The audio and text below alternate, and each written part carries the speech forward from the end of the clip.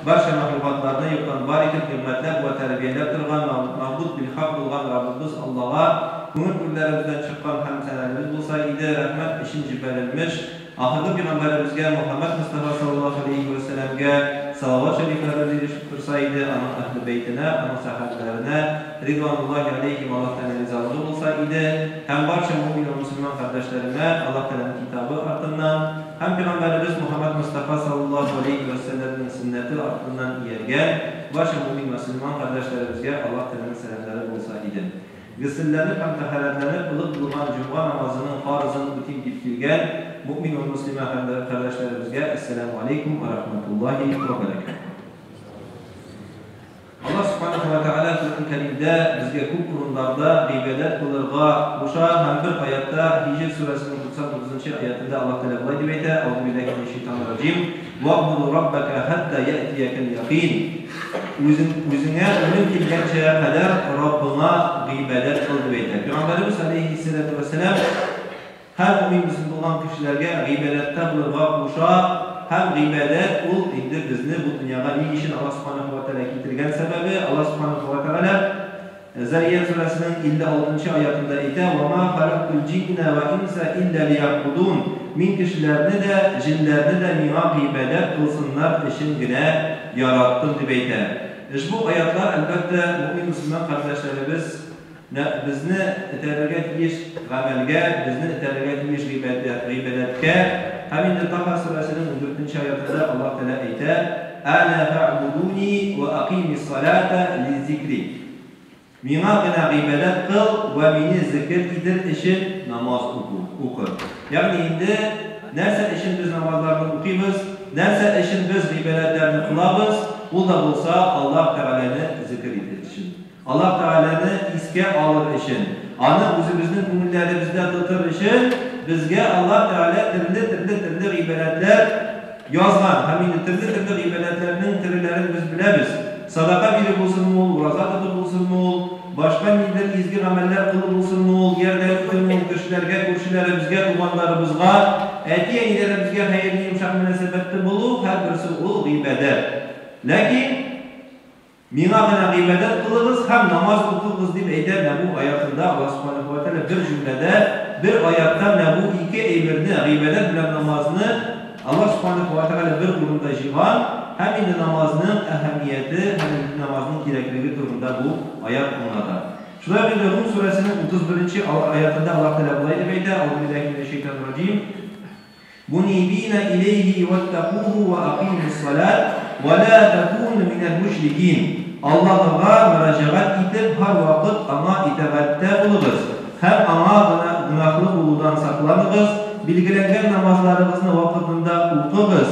Müşriklerden bulmamız deb aytadi Rum surasining 31-oyatida. Alloh subhanahu va taolo da shulay bu oyatlarga endi qo'shilib, shunday so'zlari, shunday hadislari bor. Namoz dinning tiragi, namoz qilmagan kishi dinni jibirishi degan Payg'ambarimiz alayhissalatu vassalam eslatib aytgan. Namozning kerakligini bizga anlattirga tirishgan, ham endi diniy kishi u endi namoz qilishda o'ylarga tegish, ham endi namozda bo'lirga tegish. Allah subhanahu wa ta'ala 2-surasida endi mu'min kishilarning sifatlari to'g'risida aytadi: "Auzu billahi minash shaytonir rojim. Qad aflahal mu'minun allazina hum fi salatihim khashi'un." Diristlikda haq mu'minlar g'azabdan qutulib, mangilik sa'odatga erishdilar. Albatta biz buni tilaymiz.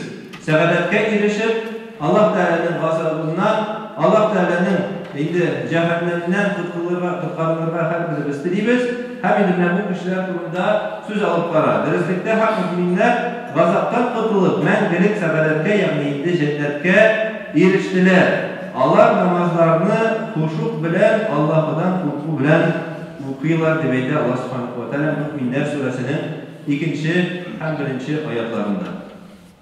Bir ko'p va'zlarda, bir ko'p o'rinlarda, masjidlarimizda namozning kerakligi to'g'risida eshita olamiz. Ham namoz to'g'risida Payg'ambarimiz alayhissalatu vassalam bir ko'p hadislar qoldirgan. Namoz bizni gunohlarimizdan saqlaydi. Namoz bu bizni gunohlarimizni poklik yilga ko'mib, bizning qalblarimizni, yuraklarimizni shistaqda, turmushimizni tartibga soladi. Cennetin açılışı diyen hadislerdekiler, şuna indi dinin tiragi de diyen hadislerini bugün işittik. Hem indi birinci nerse sonunda kıyamet gününde sıralar ula bulsa namaz diyen hadislerkiler hem başkası. Hem indi namaz okuşular aramızda kubrektir de bileyim namaz okumaytıran kişiler, namaz okumaytıran kardeşlerimizden karaganda Allah başlıdır kubusuduz.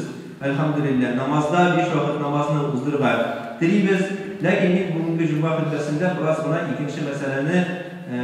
ikinci mesele konusunda söz alıp parlatılgan idim. Aramızda ben Müslüman kardeşlerimiz kaysaları dinde eli yanına bir yıl namaz okuyorlar, yardı yıl namaz okuyorlar. Kimdir 5 yıl namaz okuyor, kimdir 10 yıl okuyor, kimdir 15 yıl namaz okuyor. Hem onlardan namaz konusunda sırayı başlasan, yanına namazla bağlı baskan kardeşlerimizin sırasan, sinindi surelerde namazda okuyorsan. Bu elbette bizim bunda indi taralgan kitaplarımız, bunda olsa Fatiha, İnna Ahtayna hem Kulhu. Şöyle biz biliriz bütün biz o surelerini. Yani İhlas suresi hem indi Kevser suresinde beyteler. Ne yanına namazla bastı? İnna Ahtayna kel Kevser hem Kulhu Allahu Ahad diyen surelerini ul kişi okuyor. 5 yıl öte bu kardeşlerimizin şakırabı sinindi surelerini okuyoruz. Bu ete İnna Ahtayna Kulhu. 10 yıl namaz okuyor. 15 yıl namaz okuyor. Anış akrabı sinindi surelerini okuyorsun. Dolayısıyla İnna Ahtayna hem Kulhu. Yani 10 yıl kişi namazda, 10 yıl kişi dinde, belki hatını da yavuklardır, belki boğalarıdır, şuraya medresede de okuyorlardır hatta. Lakin anın namazda bir nedik özgeriş yok. Namazı bir kurumda kalır. O özünün namazını kemilleştirmeyi, yani terbiyelemeyi özünün namazı. İşrak bular mı bu halde? Elbette işrak bular bu halde. Hemen de hatta bu kardeşlerimizden ayıdır kardeşim seninle 10 yıl namaz okuyorsun. Aldığımızda imam bulup basalı. Sefere çıktık mı yakindi bir ikinci halde mi? Namazını okuyup Fatiha suresinde 20 hata jibere. Bu hata jibere okuyor. Niye? Ne sebepten? Çünkü bir takır Urus diline yaki Tatar diline tercüme edilgen transkripsiya bilen yazılan ne bu indi Fatiha suresinin ilengen de 90. yıllarda, 2000. yıllarda hem şumardansın başka bir indi galim yanına, bir indi mugallim, bir indi müderris yanına varıp özünün Fatihasını düzeltmegen. Hazret eyledim imsina Fatiha suresini okuyup kursetmeli, senin düzelterli rakimidir, hatalarım yok miken deyip özünün ne bu en büyük bulunan ibadet etişi namazı turunda bu kişi kaygırmayın. Teferet hakidelerin Allah başlasan kursetlerle nişik teferet alasın. Nincidir erkenin dışarı kaldırgan mümkün. Başın sıfırmayken bu. 10 yıl namaz okuyup başın sıfırga unutkan. Baş sıfır olur elbette biz biliriz.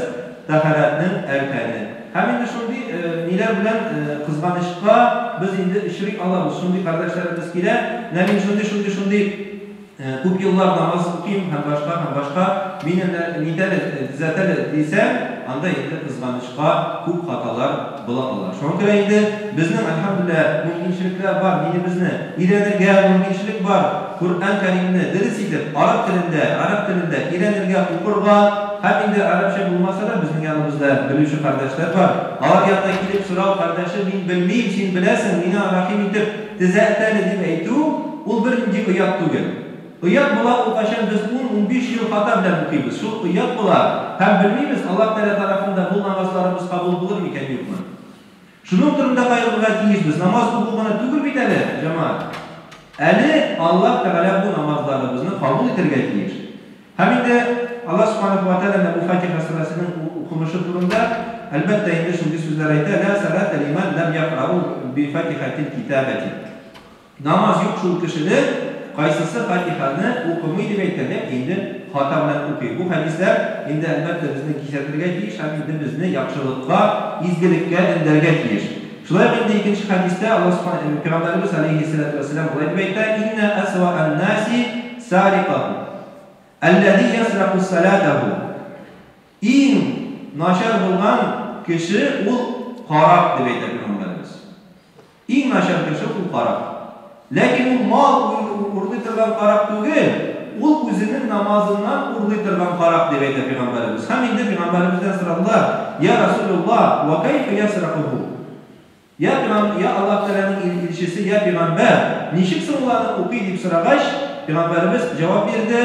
La yutimmu ruku'aha ve la sucudaha. Orununa jitkizmi ol ruku'ların hem secdelerin. Yani indi bizning namazımızı o'qiymiz biz bilamiz ruku' deb ataladi. Endi başımızını yerga indiramiz bu secde yani indi sujud deb ataladi. Orununa jitkizmi ruku'ları qilganda bilib bitmi. Secdelerin qilganda jidi aybi bilan, mang'ayi bilan, qo'llari bilan, tirsaklari bilan, dizlari bilan, oyoqlari bilan, barmoqlari bilan yerga timi. Xatolana ruku' bilan sajdada ham endi bu narsa o'zining namozundan o'rli deb aytgan. Hem de ko'p ishroqlar shulay biz endi bu kitoblarni ochib qarasak, namoz o'quv tartibi kitoblarini o'qib qarasak, anda zikrlar keladi. Ruku' qilamiz ekan, nima so'zlar aytadi jamoat? Subhana robbiyal azim. Shulay subhana robbiyal azim. 3 daqiqa qabatlaymiz. Agardagi savobni ko'proq tilaymiz ekan, vaqtimiz bor ekan 5 daqiqa qabatlay olamiz yoki 7 daqiqa. Shulay. Lekin unutmaslik kerak. Shu ruku'dan biz taqinda ko'proq savob taqinda ko'proq ajr ola olamiz. Chunki Peygamberimiz alayhissalatu vassalamning hadislari ruku' turida dunyo. Peygamberimiz alayhissalatu vassalam bu endi ibodat qilgan vaqtida 23 yil vaqtida muayyan siz o'ylaysiz shu subhan robbiyal azim degan so'zlarni o'qigandi. Yo'q tuganlarim, yo'q jamoat. Subhanaka Allahumma rabbana va bihamdik Allahumma g'firli deb aytgan. Subbuhun quddusun rabbul malaikati va ruh deb aytgan. Shulay subhanallazi jabaruti val malakuti val kibriyai val azamat deb aytgan. Bu hadislarda endi sahih hadislarda kelgan bu zikrlar, ham bu zikrlarni biz shulay iladik. Necha yil iladik, necha yil biz bu subhan robbiyal azim mana deb endi qabatlarga aytamiz. Boshqa duolarda bor. Secde vaqti turunda Peygamberimiz aleyhissalatu vesselam aytgan: "Aqrabu ma yakunu al-'abdu min rabbih wa huwa sajidun fa'aksiru ad-du'a." Peygamberimiz aleyhissalatu vesselam aytgan eng yaqin o'rin, eng yaqin mezgil Allah Teala'nın qili ham Allah Teala arasında bo'lgan eng yaqin mezgil u da bo'lsa secde vaqti deb aytadi. Secde vaqti deb aytadi. Hem biz endi elektronik aytamiz, agarda kimdir qayg'u bor ekan, kimdir tilagi bor ekan, secde vaqtida sira deb aytgan. Endi so'zlar bizga yetar, ham endi men sizga hadisni o'qidim. Ham Peygamberimiz aytdi, "Fa'aksiru du'a." Ham duolarimizni shu secde mezgillaringizda ko'paytiriz deb aytdi. Secde vaqtlarida duolarimizni ko'paytiriz deb aytdi. Biz narsa nima aytamiz? Subhana robbiyal a'la. Subhana robbiyal a'la. Necha yil? 10 yil. 15 yıl, kimdir 20 yıl namaz okuyor. Şu subhana rabbiyal a'la. Ham endi orttirmaydi. Shu buna shiddat etmaydi. Lekin endi Peygamberimiz alayhissalatu vassalam aytgan boshqa duolarda bor. Masalan, Allohumma a'inni ala zikrika va shukrika va husni ibadatik. Robbi inni zalamtu nafsi fa'firli ham boshqasi. Shulay biz endi oxirgi tahajjud oxirgi o'tiruvda endi biz at-tahiyat o'qiymiz, ham endi at-tahiyatdan so'ng shulay duo bor. Allahumma inni a'udhu bika min al-'azabil qabri wa min 'azabil jahannam wa min 'azabil fitnatil mahya'i wal mamati wa min sharri fitnatil masihid dajjal. Bu duo shulay endi Peygamberimiz alayhissalatu vassalam yish o'qigan duolaridan birisi. Ya Rabbim, ya Allah'ım, men sina'anatin bilan